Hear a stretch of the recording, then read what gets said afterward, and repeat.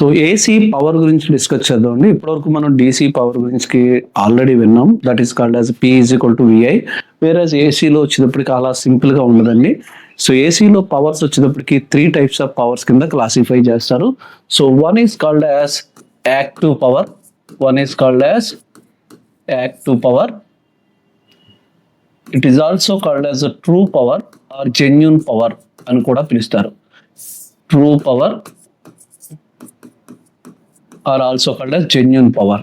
Second one వచ్చేటప్పటికి reactive power, reactive power, this is called as Q. And third one apparent power. సో మనం ఈ 3 powers గురించి కూడా డిస్కస్ చేయాలి. ఇలా 3 టైప్స్ ఆఫ్ పవర్స్ కింద ఎందుకని డివైడ్ అవుతాయి అని అంటే, యాక్టివ్ పవర్ అనేది originally due to resistive loads. So ఇది due to inductive and capacitive loads. ఏంటి ఈ due to capacitive loads, due to inductive loads అనేది ఇండెప్త్ పాయింట్ ఆఫ్ వ్యూ మాట్లాడదాం. ప్రస్తుతానికైతే ఒక ఇండక్టర్ కానీ ఒక కెపాసిటర్ కానీ అది పవర్ కన్జ్యూమ్ చేసుకుంది అని అంటే అది ఏ పవర్ అయి ఉంటుంది అని అంటే రియాక్టివ్ పవర్. ఒక రెసిస్టివ్ లోడ్ ఉంది, ఆ రెసిస్టివ్ లోడ్ కొంత పవర్ని కన్జ్యూమ్ చేసుకుంది అని అంటే అది ఏ పవర్ అని అంటే యాక్టివ్ పవర్. అంటే ఇక్కడ మనకి 3 టైప్స్ ఆఫ్ లోడ్స్ ఉంటాయని తెలుసు: రెసిస్టర్, ఇండక్టర్, కెపాసిటర్. ఒకవేళ ప్యూర్ రెసిస్టర్ అయితే అది కన్జ్యూమ్ చేసుకునే పవర్ని ఏమంటారంటే యాక్టివ్ పవర్ అంటాం. ప్యూర్ ఇండక్టర్ అండ్ కెపాసిటర్ అయితే అది కన్జ్యూమ్ చేసుకునే పవర్ని ఏమంటారంటే రియాక్టివ్ పవర్ అంటాం. నిజానికి మనకి ప్యూర్ లోడ్స్ అంటూ ఏమీ ఉండవు, అందువల్ల మిక్సింగే ఉంటుంది. అయితే మిక్సింగ్ గురించి మాట్లాడే ముందు అసలు యాక్టివ్ పవర్ అంటే ఏంటి, రియాక్టివ్ పవర్ అంటే ఏంటి అనే రెండిటి మధ్య కొంత డిఫరెన్స్ చెప్పడానికి ట్రై చేస్తాను. వన్స్ ఈ డిఫరెన్స్ అర్థమైన తర్వాత అప్పుడు అపరెంట్ పవర్లోకి వెళ్దాం. సో ఇప్పుడు what is nothing but active power, reactive power గురించి మనం మాట్లాడదాం. So this is nothing but active power is denoted by P and reactive power is denoted by ఏం చెప్పాను, Q అని అన్నాను. So first of all the simple కొన్ని examples చెప్తాను. ఆ కొన్ని ఎగ్జాంపుల్స్ని అర్థం చేసుకున్న తర్వాత యాక్టివ్ అండ్ రియాక్టివ్ పవర్లోకి వెళ్దాం. సో ఫస్ట్ ఒక చిన్న ఎగ్జాంపుల్ ఏంట్రా అంటే, మీరు డైలీ లైఫ్లో ఒక థమ్స్అప్ ఏదో తీసుకున్నారు అనుకోండి. ఈ థమ్స్అప్ తీసుకుంటే ఈ థమ్స్అప్లో డ్రింక్ని నేను చూడండి. సో నేను ఇందులో ఒక డ్రింక్ని నేను డ్రింక్తో నింపాను. This is called as drink అని అనుకోండి. సో దిస్ ఇస్ ఒక థమ్స్అప్ డ్రింక్. మనం ఒరిజినల్గా ఏదైతే డ్రింక్ అంటున్నామో ఆ డ్రింక్. చెప్పండి ఈ డ్రింక్లో ఉన్నటువంటి డ్రింక్ బాటిల్లో ఉన్నటువంటి ఇది ఒక బాటిల్ అనుకోండి first of all. So for example ఇందులో ఒరిజినల్గా డ్రింక్ ఉంది, థమ్స్అప్ ఉంది. అండ్ ఏమైందిరా అంటే ఈ బాటిల్ని నేను ఏ విధమైనటువంటి షేక్ చేయకుండా స్టడీగా ఉంచి దాన్ని తాగుతూ ఉన్నాను అని అనుకోండి. ఖచ్చితంగా నాకు ఏమవుతుంది అని అంటే ఈ డ్రింక్ మాత్రమే బయటకు వస్తుంది. వేరేస్ అలా కాకుండా దీన్ని షేక్ చేస్తూ తాగడానికి ట్రై చేశాను అనుకోండి. దీంతో పాటుగా కొంత నొరగ కూడా బయటకు వస్తుంది, స్మోక్ కూడా బయటకు వస్తుంది. సో ఇలా నొరగ కూడా బయటకు వస్తుంది. ఎందుకు వస్తుంది అని అంటే, ఒకవేళ ఇది రాకపోతే కనుక ఈ బాటిల్ ఏదైతే ఉందో ఈ బాటిల్ బ్రేక్ అయిపోద్ది. అంటే బాటిల్లో మనం డ్రింక్ తాగుతున్నప్పుడు స్టడీగా తాగుతున్నంతసేపు మనకి ఏ విధమైనటువంటి ఎఫెక్ట్ ఉండదు, ఆ బాటిల్ కూడా ఏ ఎఫెక్ట్ ఉండదు. అందుకని ఓన్లీ ఏమైందిరా అంటే అందులో ఉన్నటువంటి డ్రింక్ మాత్రమే బయటకు వచ్చింది. వేరేస్ ఎప్పుడైతే అన్డిజైరబుల్ సిచ్యువేషన్స్ అంటే షేక్ చేస్తూ ఉన్నామో అప్పుడు ఏమైందిరా అంటే ఆ బాటిల్ అందులో క్రియేట్ అయినటువంటి ప్రెజర్కి బాటిల్ ఖచ్చితంగా బ్రేక్ అయిపోతుంది. అలా అవ్వకుండా ఉండడం కోసం దాంట్లో ఓన్గా కొంత నొరగ క్రియేట్ అయ్యి బయటకు వచ్చింది. సో ఇప్పుడు ఈ నొరగ అనేటువంటిది ఏదైతే ఉందో ఈ డ్రింక్ బాటిల్ని సేఫ్గా ప్రొటెక్ట్ చేసింది అని అర్థం. ఇప్పుడు నేనేం మాట్లాడుతున్నానంటే ఇందులో ఉన్నటువంటి డ్రింక్ ఏదైతే ఉందో this is called as P. ఇందులో ప్రొడ్యూస్ అయినటువంటి నొరగ ఏదైతే ఉందో this is called as Q. So ఇప్పుడు ఒకవేళ Q అనేది లేకపోయి ఉంటే ఈ P అనేది బయటికి ఈజీగా ట్రావెల్ చేయలేదు, లేదా అందులో కూడా ఓల్డ్ అయి ఉండలేదు. ఇది మైండ్లో గుర్తుపెట్టుకోండి. సో ఇప్పుడు నేను మరొక ఎగ్జాంపుల్ చెప్తాను, ఒకసారి అర్థం చేసుకోవడానికి ట్రై చేయండి. సో మెనీ ఎగ్జాంపుల్స్ చెప్పొచ్చు. ద బెస్ట్ ఎగ్జాంపుల్ నాకు తెలిసిన వాటికి బెస్ట్ ఎగ్జాంపుల్ ఏంట్రా అంటే, సో ఫర్ ఎగ్జాంపుల్ ఇది మన హోమ్ టౌన్ అనుకోండి. So this is called as ఎగ్జాంపుల్కి నేను మాట్లాడుతున్నాను. This is called as college. So this is called as some college అని అనుకోండి. సో ఇక్కడ మనకి ప్రస్తుతం బ్యాచ్ లో ద గ్రేట్ లవర్ బాయ్ ఎవరు ఉంటారు అని అంటే పరమేశ్ అని ఉంటాడు. సో పరమేశ్ అమ్మాయి ఇది నథింగ్ బట్ పరమేశ్ యొక్క మంచి girl friend. So present girl friend ఎవరైతే ఉన్నారో ఈ అమ్మాయి రోజు కాలేజీకి వెళ్తూ ఉంది. ఇదిగో కాలేజీకి ఇలా వాక్ చేసుకుని వెళ్తూ ఉంది. సో ఈ పరమేశ్ యొక్క ఎవరైతే గర్ల్ ఫ్రెండ్ ఉన్నారో ఈ గర్ల్ ఫ్రెండ్ ఎవర్రా అంటే ఈ పి చాలా ప్రశాంతంగా కాలేజీకి వెళ్తూ ఉంది. అయితే ఈ పరమేశ్ యొక్క పని ఏంట్రా అంటే తను సేఫ్గా వెళ్తుందా లేదా అని ఎప్పటికప్పుడు చూసుకుంటూ ఉంటాడు, ఎప్పటికప్పుడు అబ్జర్వ్ చేసుకుంటూ ఉంటాడు. తను చాలా ప్రశాంతంగా లోపలికి వెళ్ళిపోయింది అనుకోండి, వాడికి వచ్చినటువంటి ఫీడ్బ్యాక్ని బేస్ చేసుకుని ఎక్కడ రియాక్షన్ తీసుకోడు. కానీ ఇక్కడ ఏం జరిగిందిరా అంటే ఈ కాలేజీలో పాపం మన ఎవరో నవీన్ అని ఉంటాడు, పాపం వచ్చిన వాళ్ళ అడ్డం వేయడానికి వీళ్ళకి ట్రై చేస్తూ ఉంటాడు. సో ఈ పరమేశ్ ఎవరైతే పాపం పరమేశ్ గర్ల్ ఫ్రెండ్ అని తెలియక ఈ నవీన్ అనేవాడు అడ్డంగా వచ్చి ఏం చెప్తున్నాడు రా అంటే సో ఏడిపించడానికి ట్రై చేస్తూ ఉంటే వెంటనే ఈ పరమేశ్ అనేవాడు కుదురుండడండి, వెంటనే వచ్చేస్తాడు. వచ్చేసి అరే బాబు నేనున్నాను, నువ్వు తిట్టద్దు, తిట్టాలి అని అనుకుంటే నేనే తిట్టాలి, నీకు ఏ రైట్స్ లేవు, వెళ్ళిపో అని అన్నాడు. సో ఓకే, ఈ రోజుకి ప్రాబ్లం సాల్వ్ అయిపోయింది. ఆ తిట్టులు కూడా ఆడే తిట్టాలట. మళ్ళీ రేపు పాపం పరమేశ్ అమ్మాయి ఎవరైతే గర్ల్ ఫ్రెండ్ ఉందో ఆ అమ్మాయి ప్రశాంతంగా మళ్ళీ వస్తుంటే రేపు ఇంకొకడు వచ్చాడు. ఈసారి ఈడెవడరా అంటే రాజేష్. సో పాపం రాజేష్ సతీష్ వీళ్ళిద్దరు కూడా బాగా పులిహార కలుపుతారు. ఈ సతీష్ అనేవాడు వచ్చి ఏం చేశాడు అని అంటే ఈ అమ్మాయిని పొగుడుతున్నాడు. నువ్వు ఇలా ఉన్నావు, నువ్వు డ్రెస్ బాగా వేసుకున్నావు, నువ్వు మంచిగా ఉన్నావు, నువ్వు ఇలా ఉన్నావు అలా ఉన్నావు అని మంచిగా పొగుడుతున్నప్పుడు మళ్ళీ వెంటనే పరమేశ్కి ఈ ఫీడ్బ్యాక్ వెళ్ళిపోయింది. వెంటనే పరమేశ్ అనేవాడు మళ్ళీ ఏం చేశాడు అంటే మళ్ళీ వచ్చి అరే బాబు ఈ అమ్మాయిని పొగడాలంటే పూర్తి రైట్స్ నాకే ఉన్నాయి, పొగడాలి అని అనుకుంటే నేనే పొగుడుతాను తప్ప ఇంకెవరూ పొగడకూడదు అని చెప్పి ఈ సతీష్ని వెనక్కి పంపించేశాడు. క్లియర్? సో ఇప్పుడు ఒకసారి జాగ్రత్తగా చూడండి, ఏ ప్రాబ్లము ఆ అమ్మాయికి రాలేనప్పుడు వాడు అబ్జర్వ్ చేస్తూ ఉన్నాడు, ఎక్కడా కనపడలేదు. ఒక ప్రాబ్లం వచ్చి ఎవరో ఇబ్బంది పెడుతున్నారన్నప్పుడు వచ్చి ఆ ఇబ్బందిని తొలగించాడు. ఎవరో పొగుడుతున్నారు లేదా పాజిటివ్గా రియాక్ట్ అవుతున్నారని తెలిసినా సరే మళ్ళీ ఆ పరమేశ్ వచ్చి ఆ ప్రాబ్లంని క్లియర్ చేశాడు. ఆ ప్రాబ్లంని క్లియర్ చేసేవాడు ఎవడరా అంటే ఎవరండి? Reactive power. ఏదైతే ఆ అమ్మాయి ఉందో ఆ అమ్మాయి ఎవర్రా అంటే యాక్టివ్ పవర్. సో ఇప్పుడు చెప్పండి నేను అంటున్న పాయింట్ ఏంట్రా అంటే ఈ యాక్టివ్ పవర్ గనక ఒక ప్లేస్ నుంచి మరొక ప్లేస్కి సేఫ్గా ట్రావెల్ చేయాలి అని అంటే ఖచ్చితంగా రియాక్టివ్ పవర్ యొక్క సపోర్ట్ ఎల్లప్పుడూ ఉండాలి. ఏ ప్రాబ్లము లేనప్పుడు కాదు, ఏదైనా ప్రాబ్లం వచ్చినప్పుడు దాన్ని ప్రొటెక్ట్ చేయడానికి ఎవరుంటారు అని అంటే రియాక్టివ్ పవర్ ఉంటుంది.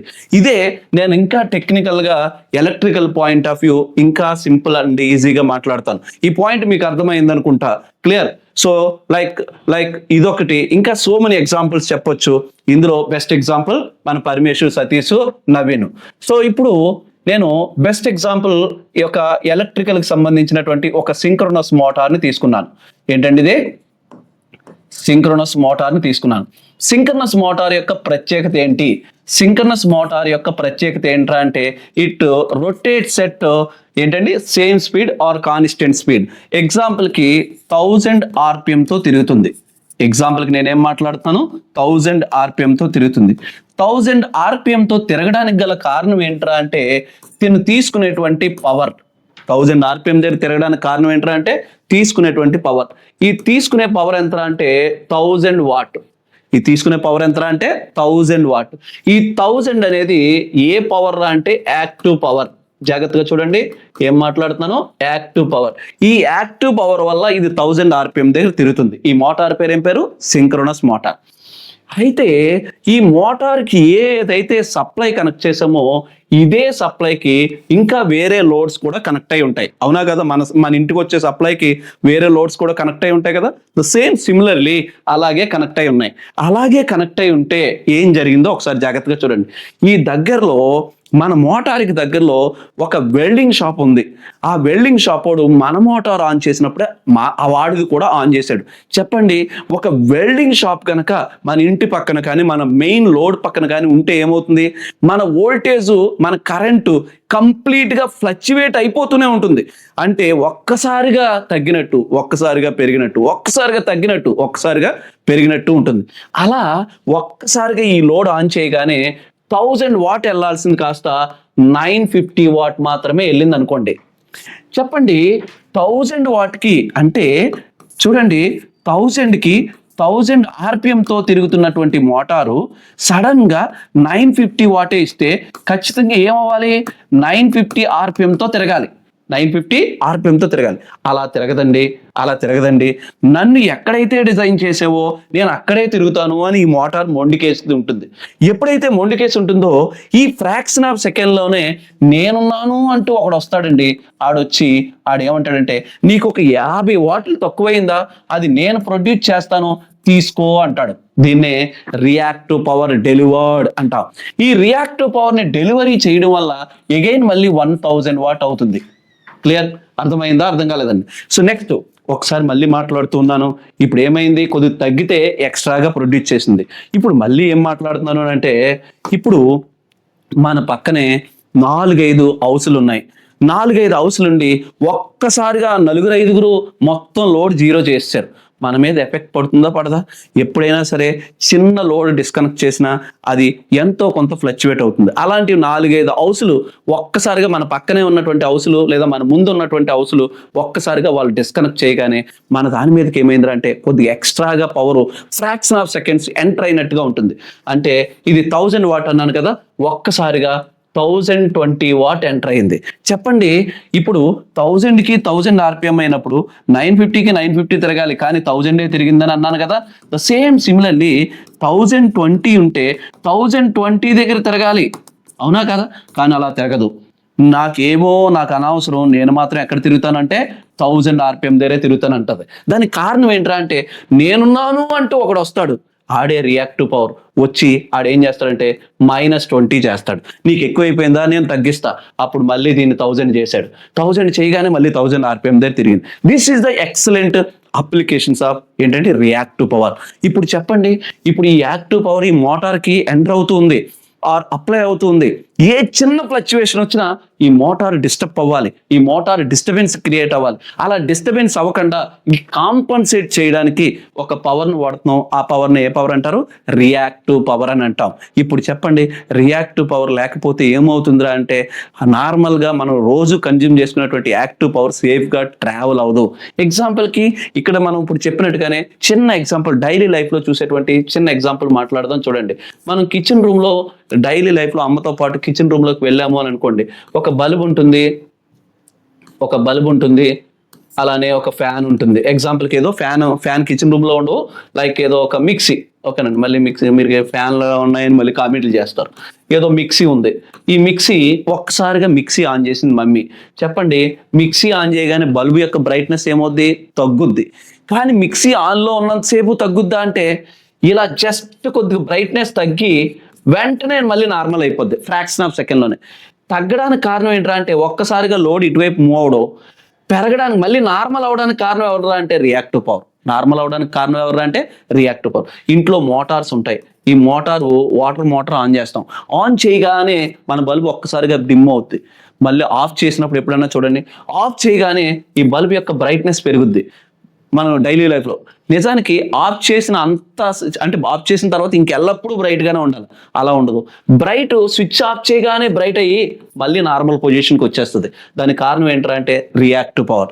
అంటే ఈ రియాక్టివ్ పవర్ అనేది ఎప్పుడు అపీర్ అవుతుందిరా అంటే, అన్డిజైరబుల్ సిచ్యువేషన్స్ ఎప్పుడైతే ఉంటాయో, ఆ అన్డిజైరబుల్ సిచ్యువేషన్స్ ఎప్పుడు వచ్చినా సరే వాటిని బ్యాలెన్స్ చేయడానికి ఏదైతే పవర్ వాడుతున్నామో ఆ పవర్నే ఏమంటారు అంటే రియాక్టివ్ పవర్ అని అంటాం. ఇప్పుడు కన్క్లూజన్కి వస్తాను. So what is nothing but active power. So here active power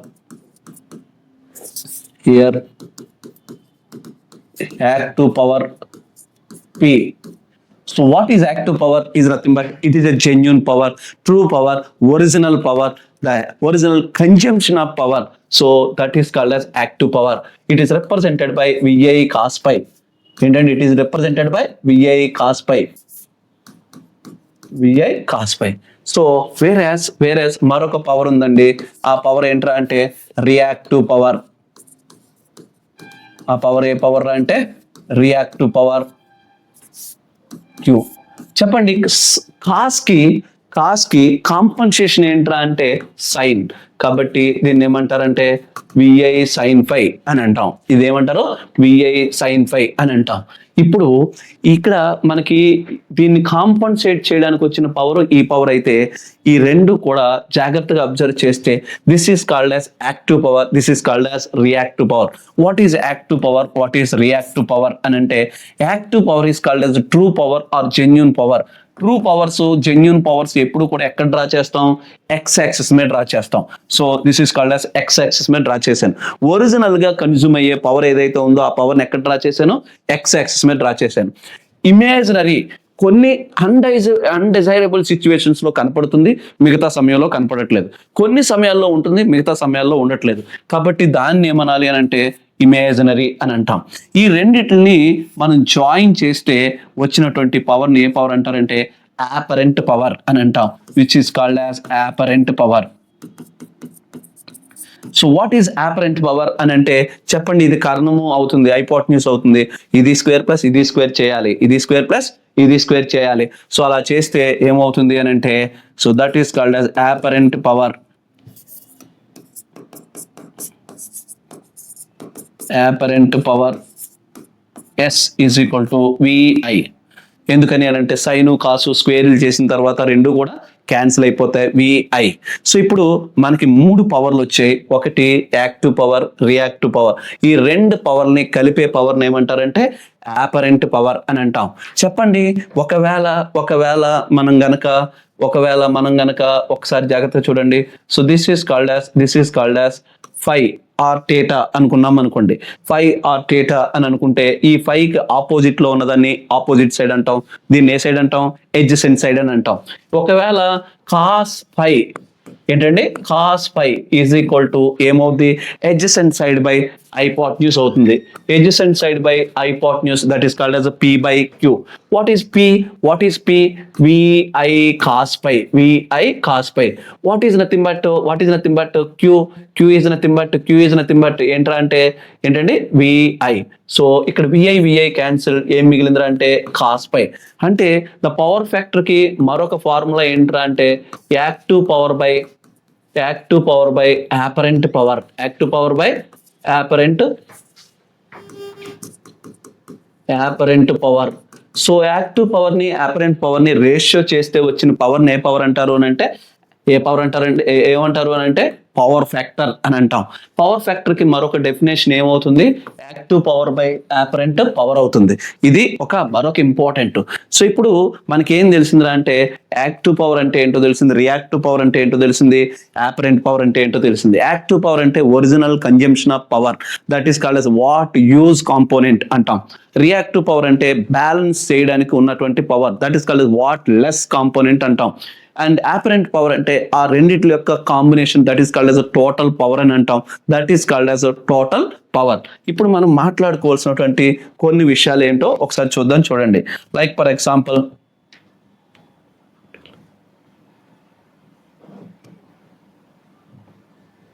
ఒక చిన్న టేబుల్ని డిస్కస్ చేద్దాం.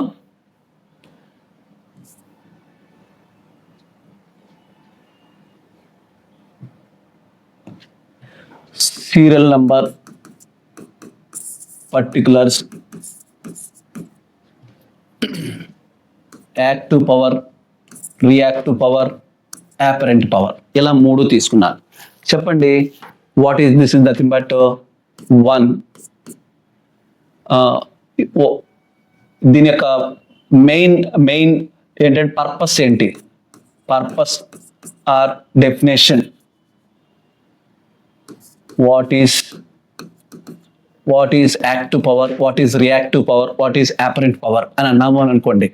So the power consumption due to the power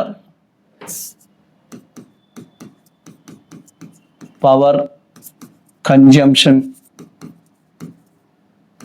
due to resistor, power consumption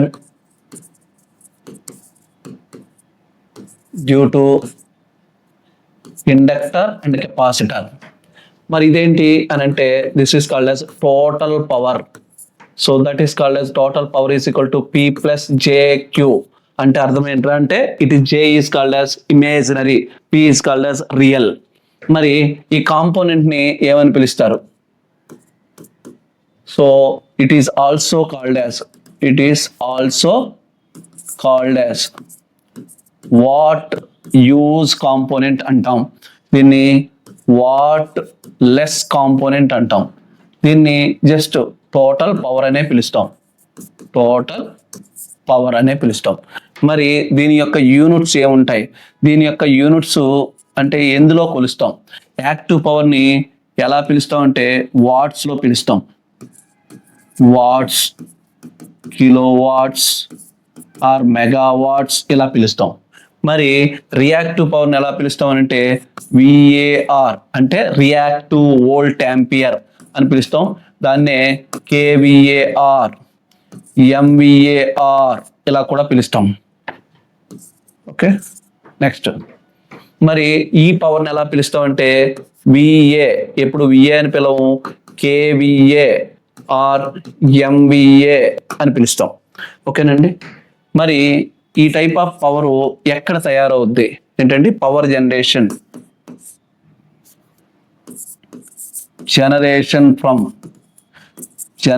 from ఎక్కడి నుంచి జనరేట్ అవుద్దంటే ఇవి turbo generators,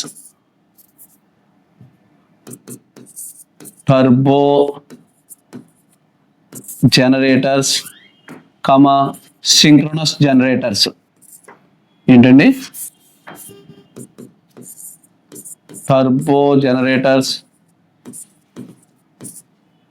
and synchronous generators. మరి ఇదేంటి అని అంటే ఇండక్షన్ జనరేటర్స్,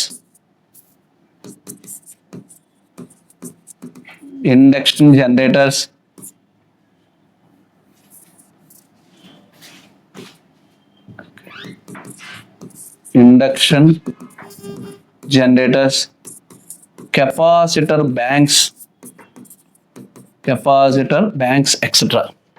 సో మరి ఇదేంటి అని అంటే ఇట్ హ్యాండిల్డ్ బై, జనరేట్ చేయడం ఉండదు, హ్యాండిల్డ్ బై ట్రాన్స్ఫార్మర్ యొక్క అవుట్పుట్ ఏముంటుంది అని అంటే KVAలో ఉంటుంది. ఏంటంటే MVAలో ఉంటుంది. ఇది హ్యాండిల్ చేస్తుంది తప్ప అప్లికేషన్స్ అంటే ఎక్కడి నుంచి తయారవుతాయో అప్లికేషన్స్. సో ఎక్కువగా ఎక్కడి నుంచి వస్తాయి అని అంటే ఈ turbo generators and synchronous generators ఎక్కడి నుంచి వస్తాయి అని అంటే థర్మల్ పవర్ ప్లాంట్. ఏంటండి? Thermal power plant, nuclear power plant, gas power plant, ఇలాంటివన్నిటిలోనూ కూడా తయారయ్యే పవర్ ఏంట్రా అంటే యాక్టివ్ పవర్. వేరే ఇది ఎక్కడ తయారవుద్దని అంటే wind power plant, టైడల్ power plant and capacitor banks వీటిలో తయారు. ఇది అలా తయారంటూ ఏమి ఉండదు, ఓన్లీ హ్యాండిల్ మాత్రమే చేస్తుంది. సో దీస్ ఆర్ ద ఏం మాట్లాడుతున్నాము అని అంటే few examples and few differences between ఏం మాట్లాడుతున్నాం, active power, reactive power, apparent power. ఇప్పుడు కన్క్లూజన్కి వస్తే మనం మాట్లాడుకోవాల్సినటువంటి పాయింట్ ఏంట్రా అంటే యాక్టివ్ పవర్ అంటే ఏంట్రా అంటే the original consumption of power. Reactive power అంటే అర్థం ఏంట్రా అంటే ఆ పవర్ని బ్యాలెన్స్ చేయడానికి ఎప్పుడు ప్రొటెక్ట్ చేసే పవర్ని ఏ పవర్ అంటారు అని అంటే రియాక్టివ్ పవర్. ఈ రెండింటిని కలిపి చెప్పే పవర్ని ఏమంటారు అని అంటే ఏ పవర్ అంటారండి? అపరెంట్ పవర్ అని అంటాం. So this is called as active power, reactive power and apparent power. So daily లైఫ్లో మనకు కనపడేటువంటి సింక్రోనస్ జనరేటర్స్ కానీ టర్బో జనరేటర్స్ కానీ ఏం జనరేట్ చేస్తాయి? యాక్టివ్ పవర్ని జనరేట్ చేస్తాయి. కెపాసిటర్ బ్యాంక్స్ కానీ సింక్రోనస్ కండెన్సర్, ఇంకా మనం చెప్పాలంటే సింక్రోనస్ కండెన్సర్ కానీ ఇలాంటివన్నీ కూడా ఏ పవర్ని తయారు చేస్తాయి అని అంటే రియాక్టివ్ పవర్ని జనరేట్ చేస్తాయి. రెండు పవర్ని కలిపి హ్యాండిల్ చేసే వాళ్ళని ఏమంటారు అని అంటే ఏమంటారండి, ట్రాన్స్ఫార్మర్ అంటాం. So this is called as active power, reactive power, operant power. ఇప్పుడు మనం నెక్స్ట్ లెవెల్కి వెళ్ళేటప్పుడు రెసిస్టర్లో యాక్టివ్ పవర్ ఎలా ఉంది, రియాక్టివ్ పవర్ ఎలా ఉందో చూడాలి. ఇండక్టర్లో యాక్టివ్ పవర్ ఎలా ఉంది, రియాక్టివ్ పవర్ ఎలా ఉందో చూడాలి. కెపాసిటర్లో యాక్టివ్ పవర్ ఎలా ఉంది, రియాక్టివ్ పవర్ ఎలా ఉందో చూడాలి. అలానే టోటల్ పవర్ ఎలా ఉందో చూడాలి. ప్రతి లోడ్కి కూడా మనం ఒక్కొక్క పవర్ని అప్లై చేస్తూ ఆ పవర్ యొక్క రిజల్ట్ ఎలా ఉందో కూడా ప్రతిదీ చూడాలి. So this is nothing but active power, reactive power and operant power.